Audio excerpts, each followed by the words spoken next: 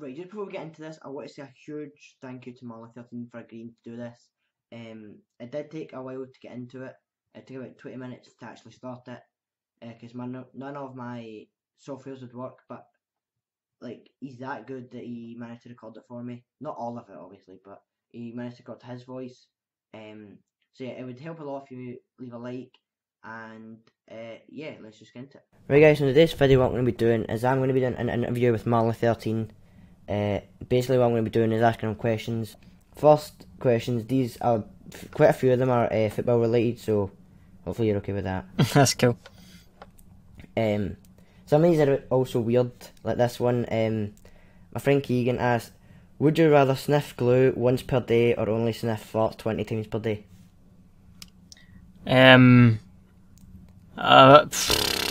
Not advocating using drugs, but I'd probably sniff the glue because I think you'd get a better feeling from that than sniffing farts, to be honest.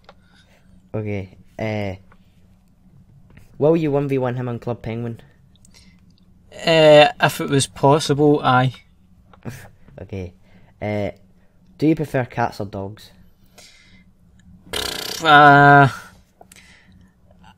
like them both, but I have a cat just now, so I'll have to say I'm more a cat person. Okay. And the most important one, probably so far, is going to be, does your dad sell Avon? He used to until he get laid off for acting a bit creepy around his customers. Nice. Okay. Next we have, what football team do you support? I'm a Celtic fan. Good. Do you have any brothers or sisters? I have one brother, yep. Okay. And who do you think will win the SPFL, like next season? Do you mean this season or next season? Yeah, this season, but next year I mean. That's confusing. Hamilton Accies. Oh, same. Okay, one more question from people, then I'll get my own. What is your favourite game? That's a tough one. My favourite, I don't know. My favourite Xbox game is either Call of Duty 4 or Halo 3, but my favourite PS2 game is probably either Bully or GTA San Andreas. Okay. It's tough. It's a tough one. Okay, now I'm gonna ask some questions. Cool. What did, like, when you were a smaller channel, did you ever think you would, like, get big? No. Like, I mean, it's hard to say, because it's hard to say without sounding like big-headed or whatever. I thought I had a chance, if I could find the right, I don't know, series, or a lot of the time I spent like 6 months building up 400 subscribers, and in that time I felt I was just sort of, if I kept trying, I'd figure out like I say, the perfect series to help grow my channel, and I'd eventually get a break, is what I'm trying to say. Like, everyone needs a break, and I felt I did get that. Oh, so have you ever, like, kind of got bored of YouTube? Well, not bored, but it's been stressful and you've took a lot. There was, I think the longest I've ever went without uploading was about maybe over 2 weeks. And on YouTube, like, if you don't upload for a week, that's almost like a year in YouTube time. People forget about you that quickly. So there has been times where I've thought, there's never been a time where I've thought I'm giving up, but there's been times where I've just been like, I can't be bothered with this anymore. Or it's, if ideas or motivation aren't there, it can be really tough. That's what, to people who think it must be easy being a YouTuber, it really isn't. If you've not got the motivation or confidence, it can be quite tough. Also, did you ever think that you would, like, get kind of friends out of YouTube? So, like, Batchy and that one Scottish guy, did you think you would ever get friends like them? I didn't go into it expecting it to happen. I kind of forgot about that side of it. As soon as when I first started, after maybe like 2 weeks or so, I got involved with this really small network at the time called Necessary Gaming, and through that I've had friends. That was 5 years ago, coming up for 5 years ago, and I made friends with these guys in that network, that I'm still pals with today. See, for the win, my American mate, he's been one of my best online mates ever. A guy called Chris. I'm going down to EGX in Birmingham with him this month, at the end of this month, and I've been going to that for 4 years with him. So I've made along the way over the years. I've had loads of friends. Have you ever, like, recently there's been this thing going around where fans have been like harassing like YouTubers? Has that ever happened to you? Like, do you mean going to their house? Yeah. I had it once. Yeah, that was, when was it? That must have been about towards the start of this year, maybe February. I had a bunch of, they must have been younger, they must have been about maybe 13, 14 or so. I think they do actually stay near me and must have known that I stay in this area. So what they did was they kind of like gathered around my house and started shouting Marley, like trying to get my attention. I was upstairs at the time. It was my mum who told me this, so I was upstairs at the time, just I must have been playing a game or something, and then they rang the doorbell and my mum answered it, and obviously she's like, you're looking for Marley, like you're obviously not his friends. So my mum leaves him at the door, comes up to me and says there's some fans at the door, and I just kind of like froze, because I never expected that to happen. So I just said to her, like, I can't answer the door because that makes it okay for people to do that, so just come up with some excuse that I'm really busy and can't come down, because if I answer the door, that makes it okay for more people to do that, and it really isn't. You shouldn't. Yeah. Like, at someone's house, that's their privacy, so I had to give my mum some excuse. She said I was busy, like recording, editing, so yeah, it was a weird experience. Have you ever, like, how long did it take you to build up your equipment? So, like, say you started, like, say to like what I have today? Ago. Yeah, so say you started like 5 years ago and you had like your phone and you just recorded it from that. How long did it actually take you to build up? I started off with a laptop that I got for in Christmas 2011. No, wait, was that Christmas 20? No, that would have been. No, I got a laptop in Christmas 2011. It was a decent laptop at the time. It wasn't a gaming laptop or anything like that. It was okay. It got the job done. And I had a 20 quid USB microphone. And I actually started off with a Dazzle, which cost about 30 quid at the time. Those are old school now. And I made 2 videos with the Dazzle. They're okay quality, but they're nothing compared to an HD PVR. So after making 2 videos with the Dazzle, I realised, fuck, I actually want to keep doing this, because I only bought the Dazzle because I thought I'll have a laugh, I'll try it. But when people were commenting saying I wish your quality was better, I was like, right. So I spent would have been 120 quid at the time on the HD PVR, and I was making videos on HD PVR. I had the Xbox anyway, my cheap USB microphone and my laptop, and videos took just around 2 hours to render each video. And then from then on, in summer 2012, I bought my PC that I have just now. That was quite dear actually. That I used like every bit of birthday money, because I turned 17 that year, so I used every bit of birthday money I had to buy this PC. Must have been around, I'd take a guess that it was around 500 quid, so it was quite an investment, put it that way. And then from around August 2012, that's when I started actually earning money from YouTube. I got partnership, and since then I've invested in my Blue Yeti microphone. I had that just before I got my PC actually, I forgot. I bought my Blue Yeti microphone just before I got my PC. And then since then, what else have I had? I've had stuff for free for like sponsorship. So my HD PVR 2 that I have just now, I got that for free for doing like a review on it, so I didn't have to spend money on that. And I got my PC gaming headset that I use just now for doing a review on that as well. But aside from that, I had bought a new graphics card in 2014, at the end of 2014, to put in my PC, and that was like 150 quid. So I've upgraded my PC in that sense. So I've went through a few bits of equipment over the years. Right. This is like quite a weird question, but like, in games, do you prefer kind of like graphics, or do you prefer art style?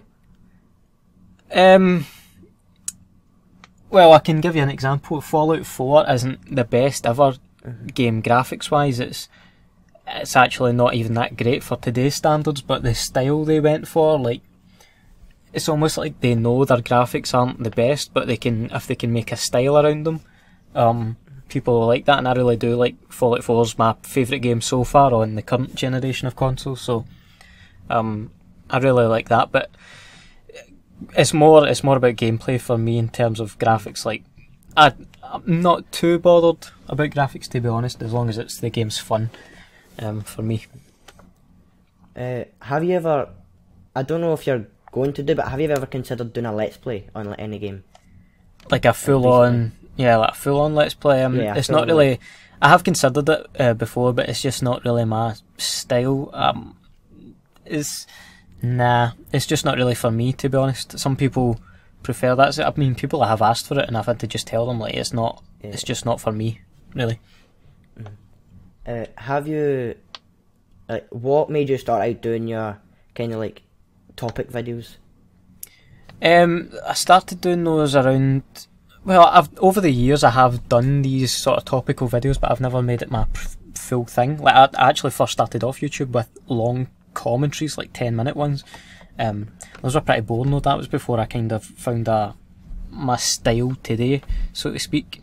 So I have done these topical videos for like over the years, but it was only towards around September last year that I was like, right, I'm going to do these more regularly. And it was inspired off of YouTubers like Leafy is here and Pyrocynical. I don't watch Leafy as much anymore. His older videos kind of inspired me, but there has been a few commentary channels that I was like, it's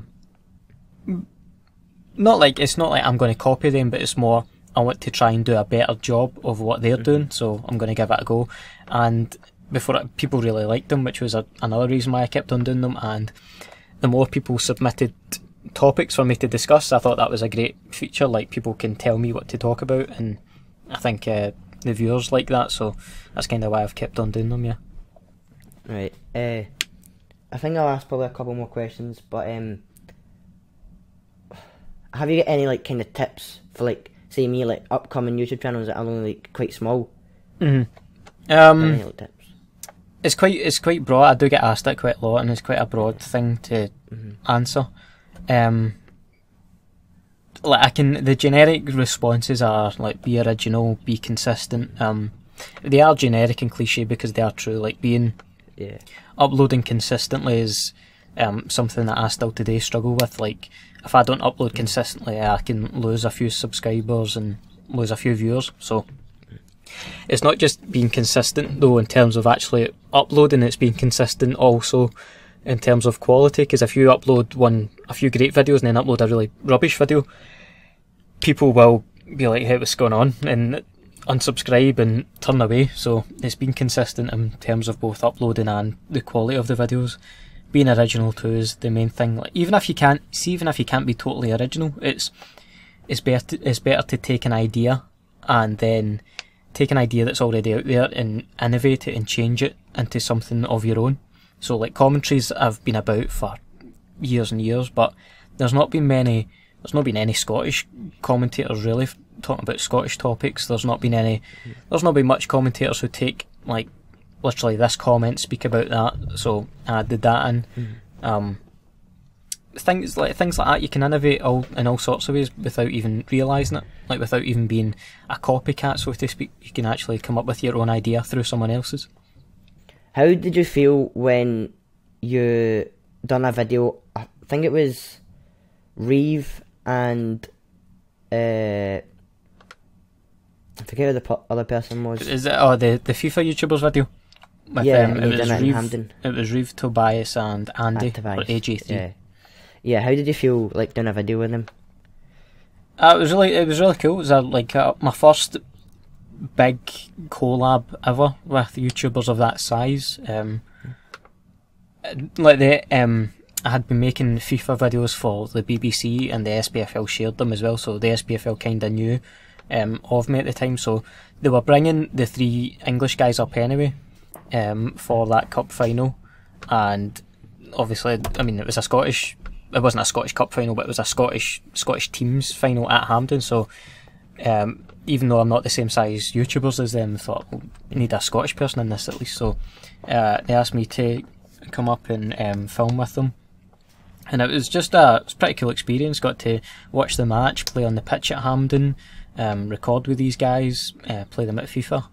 It was just, it was a moment where I was like, I'm really starting to go somewhere with this. It was like a big milestone for me. And then when their videos went up in theirs channel, I got quite a bump in subscribers because of it too. So that's another great part of it. So overall, it was just a really cool experience and something that I hope to do again at some point. Right. Out of like all the gaming events you've been to, what is like your favourite one or best? My favourite, I can't really, it's hard to pinpoint a favourite because recently we had the Resonate Game Festival in Glasgow, which is the first. You had Insomnia Scotland earlier in the year, which was really cool. That was the first big one in Scotland, but Resonate in Glasgow was amazing, just because it was one of these events have finally come to Scotland, and not only have they came to Scotland, but I was speaking at it on a panel, so that was another moment where I was just like, wow, it's another milestone for me. I did not, for the life of me, think when I started YouTube I could be on a panel in front of a few hundred people asking questions, so that was a crazy experience. At Resonate, I had a great time there. Aside from Resonate, which has a special place for me, my favourite event every year is EGX, where they have all the new games that are coming out there for you to play, because just the scale of it used to be called Eurogamer when it was in London, now it's EGX in Birmingham, but both of them, the scale of them is just crazy. Like the games just go on and on and on forever. And you've got the new Call of Duty, Battlefield, every game you can think of that's coming out, they've got them there to play, and that's always just a great time as well, because I can meet my online English pals there too for 4 days or so. So EGX is always a highlight of the year. Right. I'm going to ask 2 more questions. One of them is, like, do you play any kind of underrated games? See, like Firewatch or Inside. Do you play any of them? Oh, like indie games? Yeah. I wouldn't. Maybe before you could call Rocket League an indie game. I wouldn't. You can't really call it an indie game anymore. But Rocket League, I've played for quite a while now, and I absolutely. I was going to say I really enjoy Rocket League. That's an understatement. I really love it. I'm trying to have a think though. I'm looking down my games here. I've never been a big indie game guy, but at Resonate they had a big indie game section, and there was a few games there. One was called Rebound, which is created by some Scottish guys at uni. I don't know when that game is, when they're planning on releasing it, but it was the first indie game I've played that's in development. I thought, this is really good. This is for a game that's been made by people at uni. This game is crazy. It's like virtual dodgeball. I honestly can't describe it. So I'll definitely be playing some of that when it comes out. So it kind of opened my eyes though to indie games. I had never really been into them before, but I think I'll keep my eye out for some new ones now. Alright, I need to ask one more question. Cool.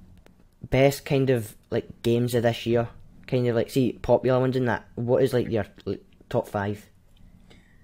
Well, this year coming out, I would say it's Battlefield 1 is the one I'm most looking forward to. I've played a lot of the beta that just came out last week, so I've been loving that. But it's hard to say. Battlefield 1 is my number 1 overall new game, but if you take away the new game aspect of it, the Call of Duty 4 Remastered is what I'll be playing most when that comes out, I'd say, because Call of Duty 4 has a special place in my heart because it's my favourite. It is my first or second favourite ever Xbox 360 game, so I'll be playing that loads when it comes out. Other games this year though, obviously FIFA. I'll be playing FIFA because I'm a FIFA guy, so I'll be playing that. Can't really think of any other games though off the top of my head. I'm looking forward to. There's always one that surprises me that I always forget about. So I'll keep an eye out and maybe have to try a couple new games this year. Okay. Right. Thank you guys for watching. See you next video. Peace. See ya.